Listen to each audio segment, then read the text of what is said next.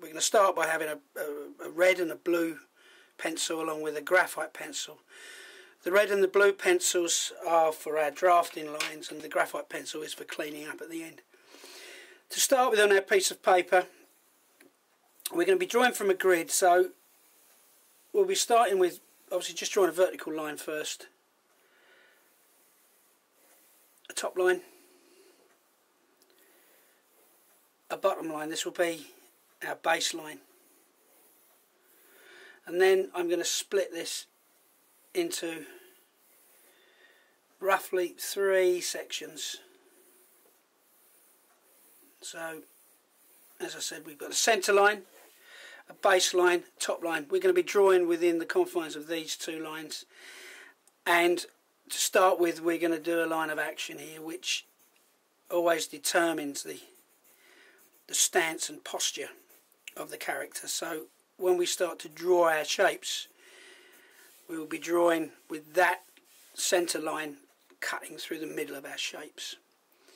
We're going to start by splitting this top section in half and this second section in half. So now I've got my map actually drawn out. I can now start where I want to put my shapes. So to start with, from this top line to this, what is now obviously the centre of this grid, I'm going to start with drawing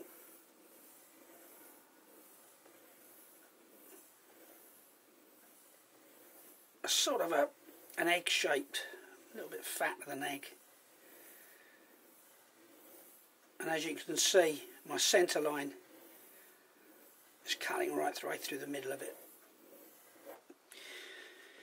My second shape is going to be from this mark here down to this line here, which is obviously going to be cutting, the centre line will be cutting this in half as well. And I'm going to have this a little bit fatter, not much fatter, but I'm going to have it more circular than oval. There's my circle, there's my oval. The line is cutting straight the way through both shapes. So I know now in my mind that this is the overall shape of my body for the character. I'm going to throw these legs in now. These are going to spin off of the bottom of the character. He's going to have quite a wide wheelbase, and he's going to have quite big feet as well actually. Oh yeah, this is another little thing I love to do. He's going to have big slippery type feet. If he's from the planet Zog, they all wear slippers here, so we'll present he's from the planet Zog and they all wear slippers, so nice little quirk to have it overlapping on a baseline. Okay, that's my general overview of my character. Now I'm going to pick the blue pencil up again and start putting some detail in. This line that we've marked here between this first 2 sections, or this section, halfway mark, this is where I'm going to have his eyes. He's going to have these kind of spindly eyes. It's and the eyes are going to sort of be sitting on the top of this circle for the moment. So I'm going to have this character looking at us. This, as I said, bear it in mind, this will be the bridge of the character's nose, but I'll come back to that in a mo. The mouth I'm going to exceed. I'm not going to be frightened to actually exceed out of this circle. He's got quite a wide grin. That's the edge of his mouth. And as I possibly mentioned, we're going to give this guy quite a few contours and shapes. So this is going to be a nice big sort of cheek here, along with quite nice big furrows on his eyes. He's a bit of a crafty character, this one. Now we can see the shape, his overall shape is conforming to the red shapes. Okay, put a couple of creases there in the eyes. I think we'll give him a couple of little goofy teeth and now I feel comfortable with the overall shape of the body, so I'm going to bring the blue line all the way down to the legs. Now I'm going to add a little bit of weight to the outside there, just a little bit. Now let's put in the bottom of his chin, here and here. I know that the arms these are roughly where his shoulders are, so I'm going to have an arm coming out here and an arm coming out here. And just for the minute to start with, we're going to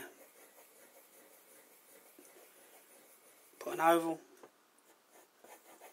and an oval on the end of his arms. These hands are pointing upwards here. I'm going to start within this oval of drawing an axis which is going to form the palm of this character's hand. I'll do the same thing here, an axis, and then over that axis, that's the palm of the hand. What I always find it really helpful to do is plot where I think the thumb is going to be, and I'm going to put the thumb there because I'm going to have these hands open, and I know that once I've determined the whereabouts of the thumb, I know that the index finger is going to spur off of that. So this is the index finger, and I'm actually going to have the index finger actually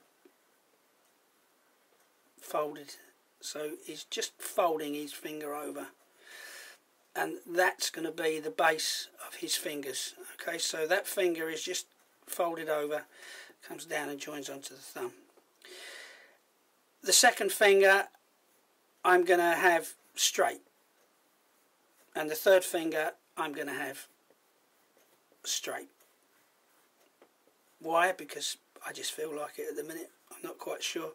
We're designing, so there you have a basic hand. What I'm going to do, I'm going to come to the other side and I'm going to attack this in the same way with the thumb. And I know that from the thumb it spurs onto the index finger. I'm going to bend that index finger over as well. We're looking at this hand a little bit more side on. Take that down. That's going to be the base of the hand. Once again, I'm going to give this hand the same pose, but obviously it's just from a slightly different angle with the two fingers straight. So what we've got now, we've got this sort of overall makeup of our character. I'm going to make that eye a little bit bigger, and that eye a little bit bigger too, and we're going to make him, well, I'm going to make him an alien. You can make him a bug if you want to. If you wanted to make him a bug, you could sort of start putting all sort of hairs on him and whatever. As I say, this is the kind of character you'll either find on another planet or you'll find him under the sink. So now what I'm going to do, I'm going to start to clean him up with my graphite pencil, and I'm going to give him kind of a treatment that is like a sort of a furry treatment. It's a sort of a textured, rippled line, if you like. That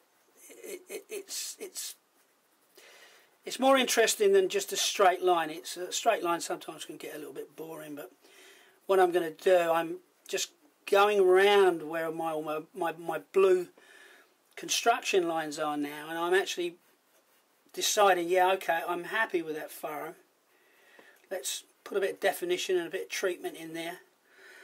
Now with the bridge of the nose, I'm going to put that bridge of the nose in, but I'm going to give him a couple of little nostrils. It's sort of a bit frog-like, but that's the beauty of when you're in this sort of design process. The character can sort of take so many twists and turns. He could end up looking whatever you want him to be. I'm going to put this other kind of, I don't know, weathered line under his eye, and just throw a little bit of shading in here.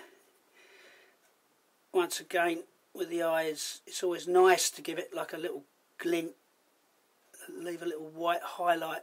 It makes the eyes sort of sparkle a little bit. Now we can actually put in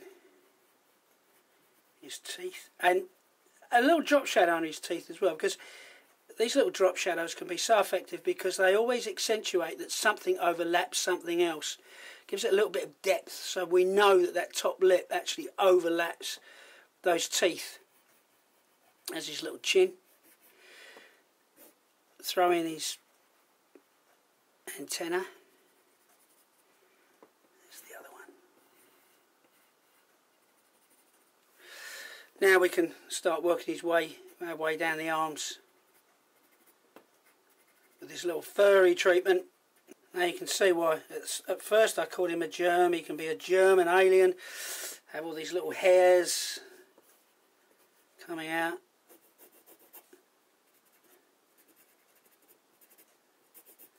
Little hairy legs, spindly legs.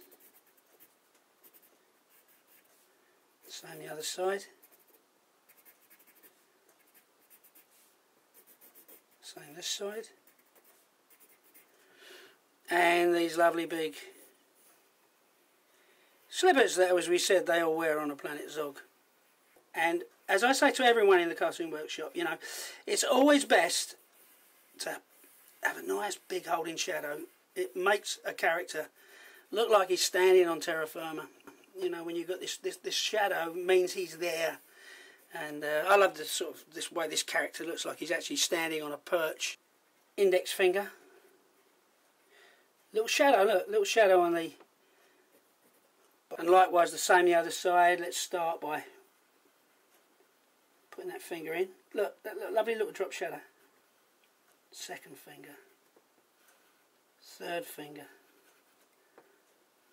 All the way round to the hand. Now, as you can see, on the overall look of the character now, we're looking through him like an X-ray machine. You can see his basic makeup. You can see where we started with the shapes. You can see where his line of action is, and you see that slight lean in his stance. And you know, you can put a couple of these kind of things on him, shapes, and there we have it. The monster, come bug, come alien, come whatever you want him to be.